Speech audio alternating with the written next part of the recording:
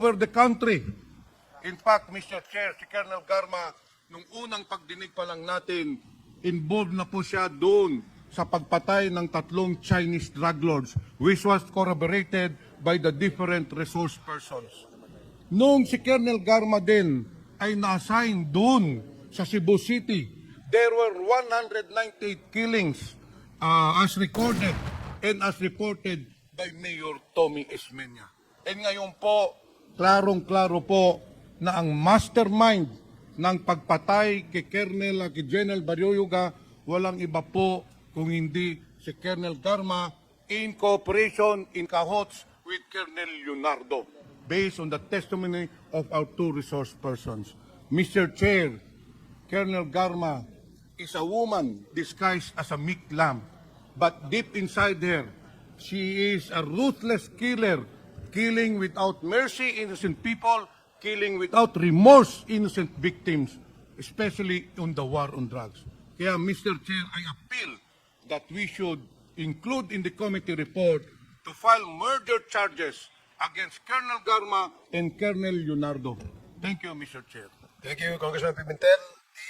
The manifestation of Congressman Pimentel will be... Dahil ang utos ay mula sa nakakataas na opisyal at upperclassman ko na si Colonel Leonardo, at ang utos ay galing mismo sa isang opisyal ng gabinete ni Ma'am Rowena Garma.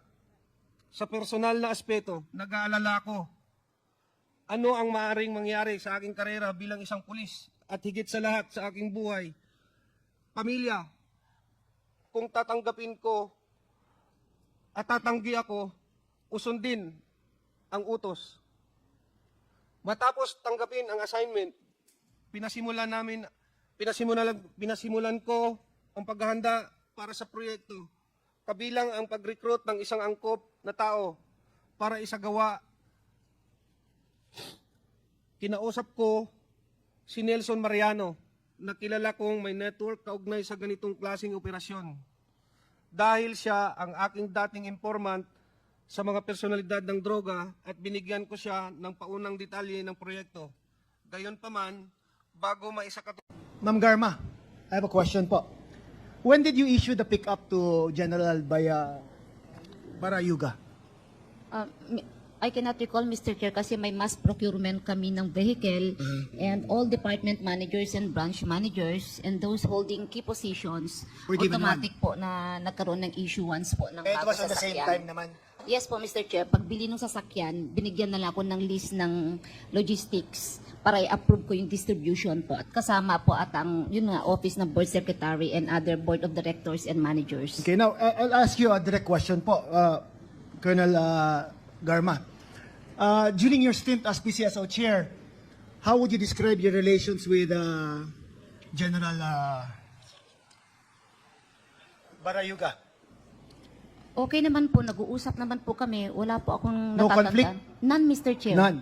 So you were not the subject of any of the investigations that were being conducted or something? No, Mr. Chair. I could recall, Mr. Chair, nung pag-upo ko, naalala niyo po na pinatigil po lahat ng laro. That's where the President gave instruction na mag-conduct ng thorough investigation. And to my understanding po, ang NBI po ang nag-investigate. And lahat naman po ng hiningi nila, binigay ko rin naman po. I just don't know po kay Board Sec kung ano naman po yung requirement na kailangan niya i-submit as far as yung board naman is concerned, Mr. Chair. So you would describe your working relationship as professional and cordial Maganda naman? po, wala po Maganda kaming naman. conflict. Yes, nag-uusap po kami. So I if we cannot were to recall. ask people in the PCSO and they would describe your relationship as ganun din, sa how you described it, Yes, na Mr. okay naman? Okay naman, Mr. Chair, kasi wala po. Nagre-record lang naman po yan during board meeting. It's the board who discusses all the sensitive issues. Him as the board of the, tawag dito, secretary, he just takes note. Okay, Wala so naman po. wouldn't it be like, how would you siguro react upon hearing the testimonies of Colonel Mendoza that it was Colonel Leonardo who gave the instructions to Colonel Mendoza na galing daw sa iyo ang utos sa pagpaligpit kay General Barayuga? Nagulat lang po ako, Mr. Nagulat Chair. lang. I didn't expect it po. So this is the first time you heard na you are being implicated in the death of General Barayuga? Yes, Mr. Chair. First time. Yes, Mr. Chair. You never heard about it before, kahit sa mga marites o chismis sa PNP? Hindi, Mr. Chair. Hindi. Okay. So you were never also investigated by any law enforcement agency as far as the death of General Barayuga was concerned? Wala po, Mr. Chair. No one asked you questions? Wala pa akong maalalang may nagtanong po.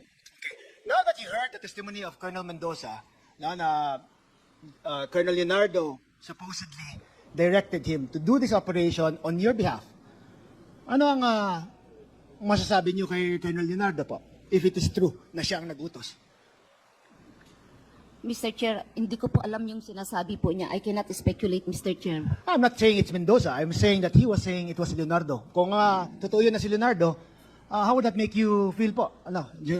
Colonel Garma? I cannot speculate, Mr. Chair, because the statement of Colonel Mendoza will lead to a crime. And I do not want to make a statement that I'm not sure whether it is right or wrong for Isn't now, that Mr. Chair. precisely what makes it more interesting? That an active serviceman would put his career at risk and testify before this committee, admitting to some wrongdoings na at the behest of, or on your request, in that of the instructions of Colonel Leonardo?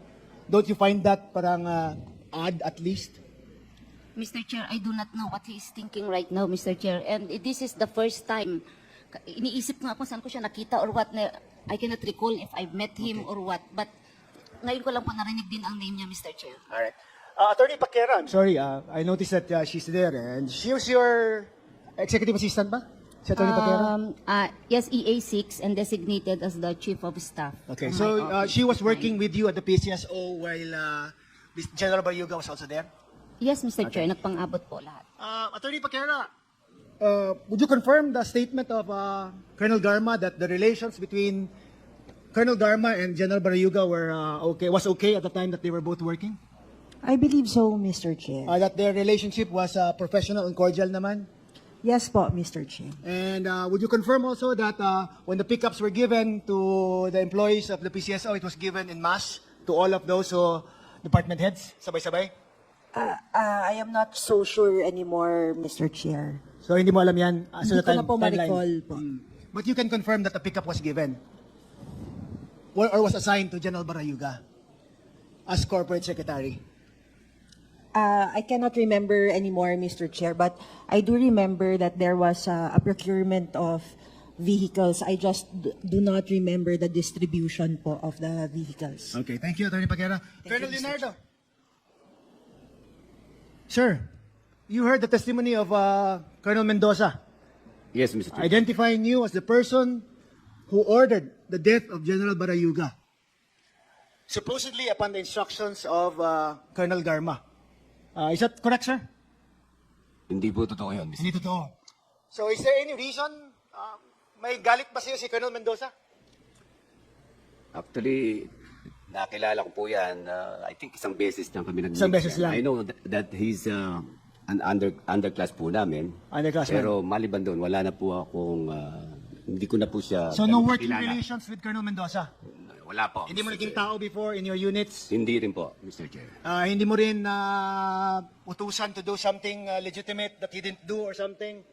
Wala namang reason for him to be mad at you. Lalong hindi ko po siya pwedeng utusan dahil hindi ko nga po siya gaanong kilala. Alam ko lang underclass po siya, Mr. Chair. So upon hearing his testimony, parang hindi ba parang nagulat ka ba or are you mad now na bakit ka dinadawit sa mga operasyong ganon or on his statement in his affidavit na ikaw yung may utos? Nagulat nga rin po ako, Mr. Chair. Lagi na lang po ako nasasali sa mga ganito. Para ikaw Mr. nilang Chair. lahat, ano? Opo, mula pa noong 2016. Binabanggit na po yung pangalan ko. Hindi na sila tumigil. Wala naman pong napapatunayan. So ang sinasabi mo po is like yung mga belief ng mga members ng PNP na malakas ka at na kung anong sinasabi mo is usually nangyayari naman and that they're afraid to go against you because you supposedly have the ear of the former President Rodrigo Roa Duterte. Is that correct? O chismis lang din yan? Hindi po, malapit po ako sa term po na Tagalog. Ako po malapit naman talaga sa presidente dahil una-una, kilala po namin siya dahil naging taga Davao na po Yeah. ako eh. Pero as a police officer naman po, you would never, in any instance, give an order to kill another person. Is that correct? Hindi po. Never. Hindi po. You would never do that. Tama? Hindi ko po gagawin yun. Okay, Lalo na dun sa Class 83 po yung Class 83 ng PNP, pinag-uusapan correct? dito. Napakadelikado po nun. Kaya ko pong umarap sa lahat ng Class 83 na ako wala po akong kinalalaman dyan sa nangyari na yan. Alright. Same with you, Colonel Garma, di ba? As a police officer and as a former government employee, you would never, at any instance, order the death of any other person. Yes, Correct? Mr. Chair. Never talaga. Hindi po, lalong-lalo na po kasamahan ko pa sa opisina. Mabait po yung taong yun, Mr. Mabait Chair. yun. Wala akong naalalang ginawa niyang hindi mabuti po. And sa sobrang bait niya, you would not have anything in mind or anyone in mind who might wish him harm. Yes po, Mr. Chair. Sa pag-alam mo. Wala akong maisip nung time na yun po. What I did lang po nung namatay, inayos na lang po namin yung libing niya and everything po. Okay. Now, Colonel Mendoza, I'm sure you will be attacked no, after giving this statement. No? Were you at any time promised a promotion to testify before this committee? Wala po, Your Honor. Were you promised money or any other thing just to testify before this committee? Wala po. Wala. Tinakot ka ba ng mga chairman dito or ng any other member of the House? Hindi po. Okay, and you are confirming again na ang sinabi mo ay totoo and kung anong nangyari as far as you can remember. Tama? Opo, Your Honor. Thank you, Mr. Chair. I have no other questions.